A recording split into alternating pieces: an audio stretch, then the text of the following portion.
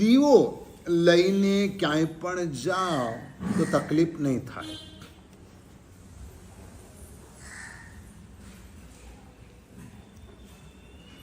દીવો લઈને તમે ભોયરામાં પણ જાઓ તો પ્રોબ્લેમ નહીં થાય. આ સંસારની અંદર સર્વ દુઃખોનું મૂળ કોઈ પણ હોય તો તે માત્ર અજ્ઞાન છે. એ અજ્ઞાન દુનિયાદારીનું હોય તો પણ તમે દુઃખી થવાના. એ અજ્ઞાન શાસનને લગતું હોય ને તો પણ તમે દુઃખી થવાના. એ અજ્ઞાન વ્યાપારને લગતું હોય ને તો પણ તમે દુઃખી થવાના. અજ્ઞાન એ દુઃખનું મૂળ છે. અને એની સામે જ્ઞાન એ સુખનું મૂળ છે. અજ્ઞાની દોડધામ વધારે કરે, જ્ઞાની ક્રિયા પર શાંતો. શાંત હોય.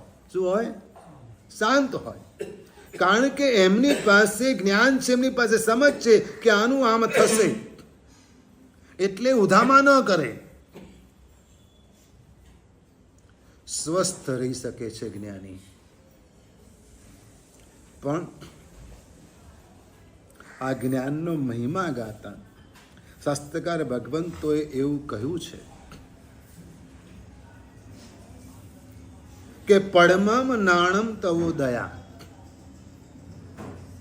કે પહેલા જ્ઞાન અને પછી દયા.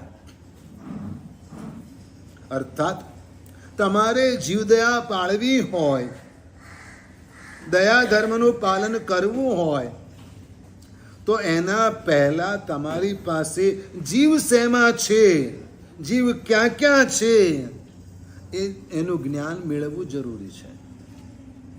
અને એ જ્ઞાન જો નહીં હોય તો તમે જીવદયા ક્યાં પાળશો? શેની પાળશો? કોની પાળશો? પૃથ્વી, પાણી, અગ્નિ, વાયુ, વનસ્પતિ, આમાં પણ જીવ છે.